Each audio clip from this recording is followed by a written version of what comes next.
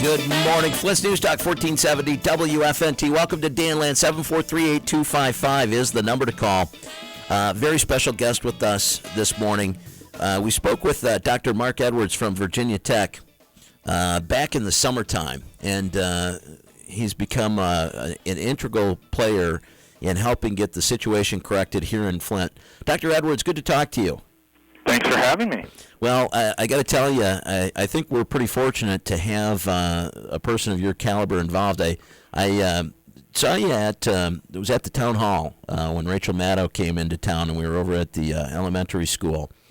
And it was very interesting. I read your interview in the Chronicle of Higher Education, and it's very interesting. You go at this from an angle. I think a lot of people are talking about the political side of this. There's a lot of money that's going to be coming into town, and there's people who are going to fight over this. This happens in academia as well. This was the thing that you really focused on in your article of higher education. You're concerned about science, the science being respected, and people being able to trust what we learn from science, but that becomes part of a funding fight as well. No question, and I think the issue of the Flint water crisis, if you look at who the bad actors were, unfortunately, I'm ashamed to say, it was really scientists and engineers at the very agencies paid to protect us, which include MDEQ and a regional administrator at the U.S. EPA. And if anything, the Flint water crisis has affirmed my faith in politicians, whether they're the Republicans or Democrats in Michigan, because when we started looking at the emails, what I could see very clearly is that politicians from all sides were reaching out and inquiring about the health and safety of Flint residents, and they were repeatedly misled by these bad apples, scientists and engineers. So that's a surprising finding from our Freedom of Information Act request. This is something that I've noticed in talking to you from the beginning. This is something that you were always talking about, and you've never really heaped blame on the governor or the local leaders here, and you've always singled out and been pointing at MDEQ and the EPA. Why does that happen? What kind of interest would they have in not getting the right information to people on this? It's really astonishing because we set up a system in this country where they are the environmental policemen, and they get no profit motive whatsoever from poisoning kids or not following the law, but yet that is what happened in this case. And so it's the reason it's so disturbing to everyone, to the point you can't make this stuff up, folks. Congress actually passed a law this week that said if EPA knows about lead in your drinking water, they should tell people. That's what we've come to in this country. So, I think really, I got to say, I have been very pleasantly surprised by the former mayor and your current governor for accepting more than their share of blame for what's been happening here and getting on the same page, trying to get help to Flint residents. Well, that's good to hear. I am glad to hear that, and it's different. I don't think we hear that very often. I think that obviously this has become part even of the presidential campaign. Flint is an issue, and in one way this is good because it means we've got resources. The governor just asked for an appropriation, another $195 million to help, and it's not just in Flint. This is a problem that is throughout the state. Flint wasn't even the highest in the entire state, and you ran into this before with Washington, D.C. Tell people a little bit about that story, too.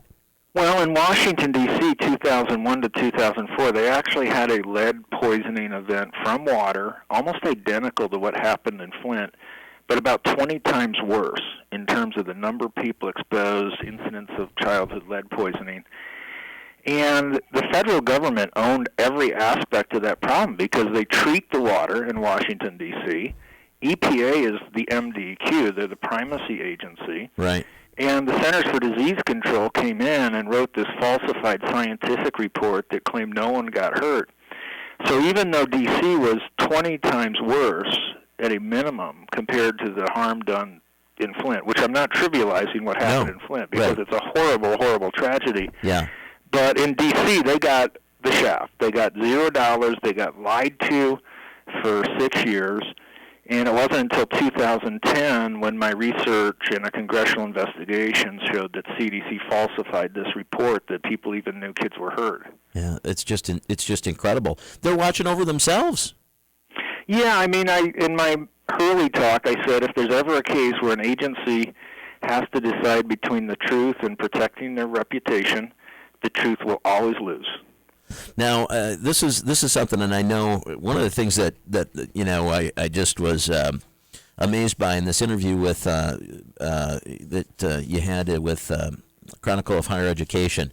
Kind of, you noted how emotional that it got to you. That you grew up worshiping at the altar of science, and in your wildest dreams never thought scientists would behave this way. The only way I can construct a worldview that accommodates this is to say these people are unscientific. Science should be about pursuing the truth and helping people. If you're doing it for any other reason, you really ought to question your motives. Unfortunately, in general, academic research and scientists in this country are no longer deserving of the public trust. We're not. That's pretty powerful. I stand by that, and unfortunately, these agencies, it's not even an issue of calling the emperor here, these agency employees, as having no clothes. In this case, the emperor, the EPA, MDEQ, was poisoning Flint's children. So what's, obviously we've got a lot of light in the situation now. There's going to be resources, there's going to be lots done.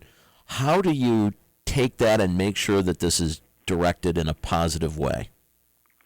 I think that's what the politicians are debating about right now. I know it's getting very partisan, but I'm just so pleased that there's been an acknowledgement that an injustice, a harm has been done to Flint's children, and then what we need to do, because there's no roadmap here, I mean, something like this has never happened where people acknowledged it at least. It happened in D.C., but they covered it up. Just hit it. But, what is the appropriate remedy from a moral and ethical perspective? Like, how can we help Flint get back on its feet? How can we best invest this money? And so I think that's what you're seeing in this political debate, and, that's what politicians can do. Once they have the facts about what happened, I think they are all in agreement that something has to be done, and it's really reassuring the amounts of resources that are now being made available. Let me ask you, there's a move to recall the governor. Do you support that?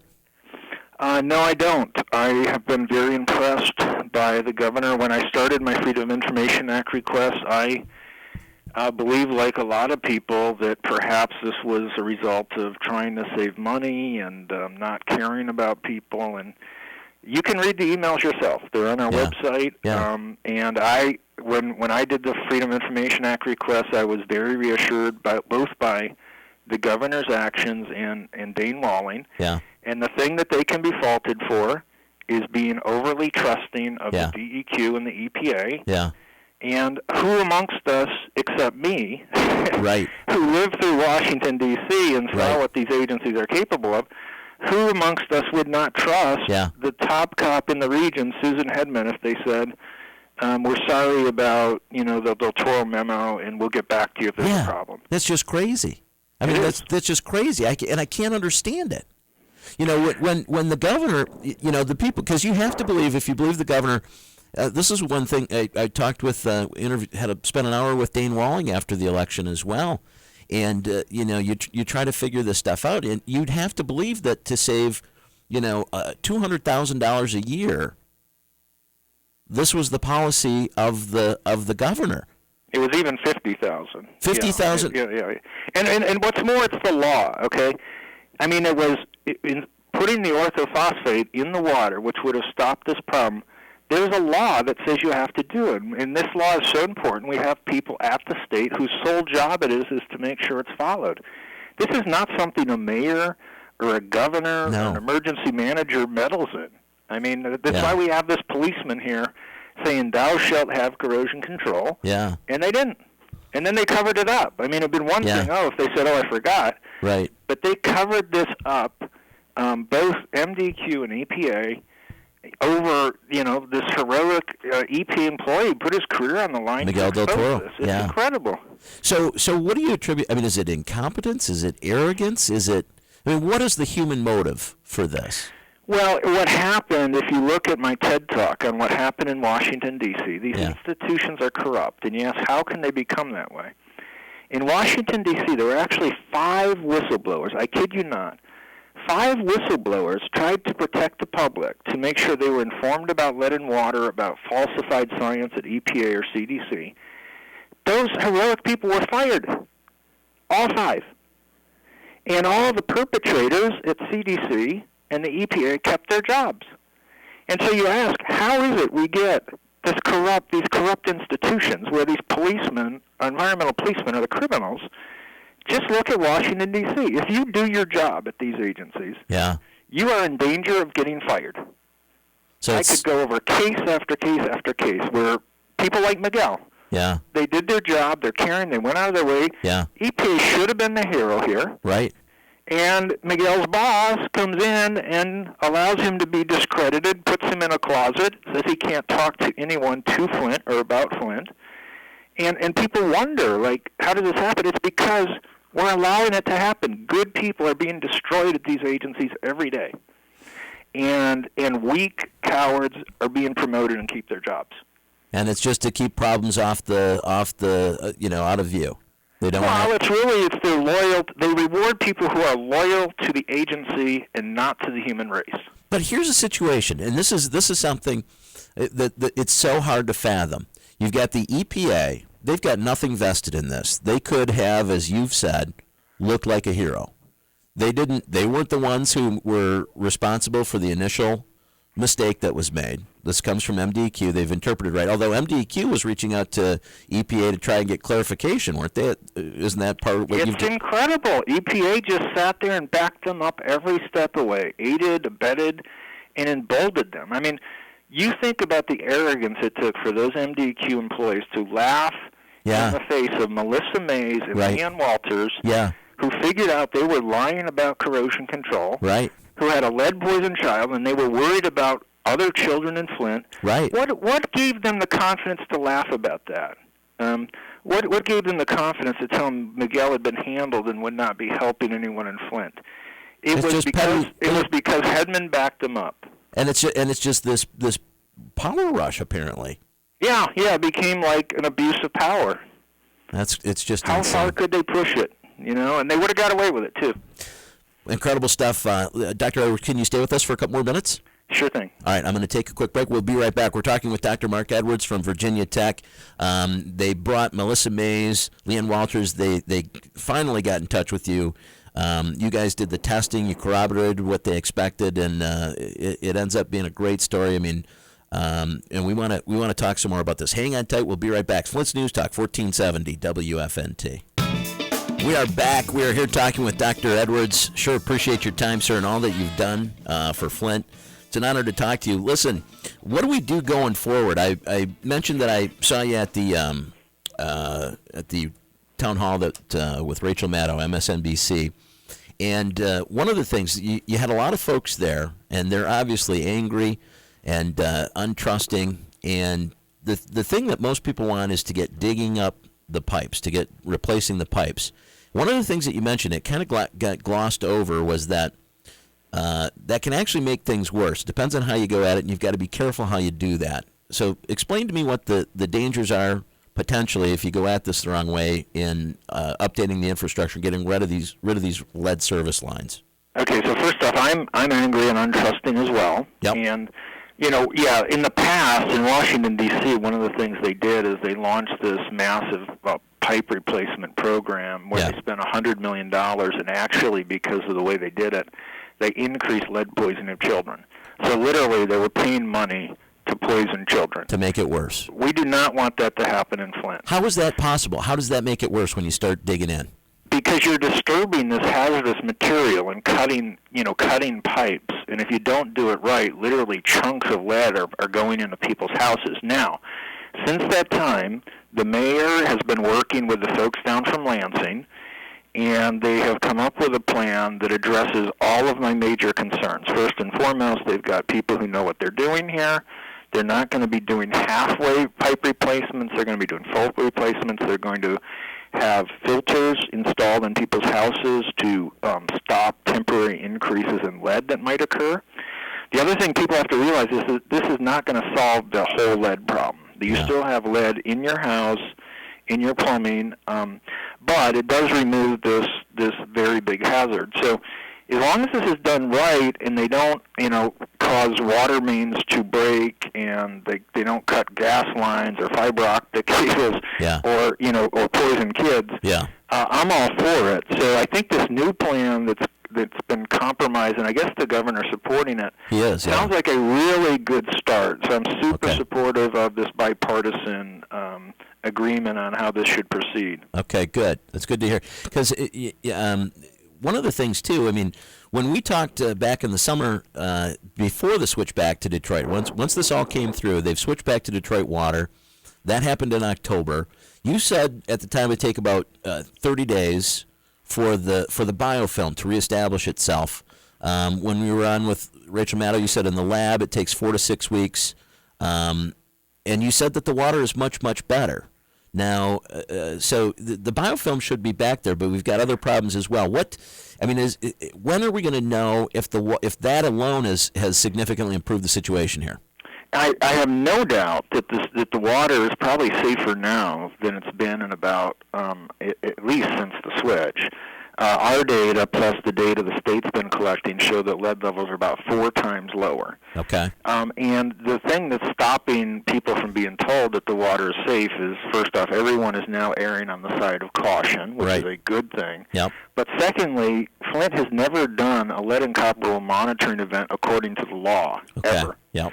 Because they never identified these high-risk homes. So EPA is doing that, and it's taking time to complete this step that should have been done 15 years ago to identify a pool of homes so you can go and sample and say, does Flint currently meet federal safety standards or not? Because you've got to target these. That's the rate-limiting step. That's you've got to target these high-risk homes, and they never did that. They never did it. Yeah. And in fact, other utilities around the country also never did it. But it's taking time. I mean, back 15 years ago, the utilities had 2 years to do this first step, and now we can't even sample the water legally if we wanted to today. So let me ask you this. I know that they've part of the plan. The governor announced the $30 million. I think is for hiring people to do testing. I think people. It's important to do the full lead and copper test, and that's going to take some time. But for individuals, where can they go for testing? In fact, I had a call from Dale while we were in break. A small business. Where can they go to have their water tested? Who should they reach out to? Here's something that will surprise you. I'm not even going to encourage people to have their water tested at this point. Okay. Because the results don't tell you anything. If you get a 0, that doesn't mean your next glass of water won't have lead in it. Okay. If you've got a 4,000, that doesn't mean your next glass of water isn't going to be 0. Okay. No one should be drinking that water now until they're given the all clear. Gotcha. They should be using filters, the end-of-faucet filters, and or bottled water. And so I don't even see the point of testing at this point until it makes sense after EPA declares the water safe. But that's going to be, at least six to 8 weeks away. There's nothing, the information that you're going to get from these testing that's going to help you. No one should be drinking that water unless it's filtered or using bottled water. Another thing is these whole house filters that are being sold, I'm not a fan of in Flint right now. Okay. People are being asked to pay all kinds of money to install these whole house filters, and I know that vendors are probably well-intentioned, but they do not solve the lead problem, and they can make the bacteria problem even worse. So keep using the state-supplied faucet filters on your kitchen tap, cleaning up only the water that you're using for cooking or drinking. The water is fine for bathing and showering as it is. It's no more dangerous than any other city. And do not these whole house filters are not going to help solve the lead problem because there's still lead after the filters, and Gotcha. You have to have the filters the last step to be sure the water's safe. That's why you want it on the faucet, because that's the final step before you're drinking or cooking with it. Exactly, and these filters can grow bacteria if they're in front of the house, and I don't want that there. So. Okay. Interesting stuff, boy. That's good. What? So you're pretty confident. I mean, you think about 4 to 6 weeks before you're ready for a full lead and copper test? It's all dependent on the EPA, how fast they can move and how fast they can identify the legally mandated sampling pool. I'd say it's, I think it's an 80% chance if they sampled today that they'd be under the federal standard for lead. Now, that's not really the toughest standard, but as I said from the start, I just want Flint to be protected by the same law that applies everywhere else in the United States. So the other thing people keep bringing up too, that they just aren't going to trust it until the pipes are changed. So EPA finally gets this right. They do what they're supposed to have done years ago. They do a full lead and copper. It comes out. There's a green light. It's under the limit, but people still don't trust it. How do you address that? Well, they shouldn't trust their water even after the pipes are replaced. I mean, we still have problems with brass and solder in homes. It would be great to get rid of lead pipes. I'm behind that 100% if they can find the money and do it correctly. But so I'm hoping to make Flint into a model city for the U.S. on how to do full lead pipe replacements without creating more problems. Well, that's fantastic. Listen, we're very fortunate that you got involved in this, and we sure appreciate all you've done.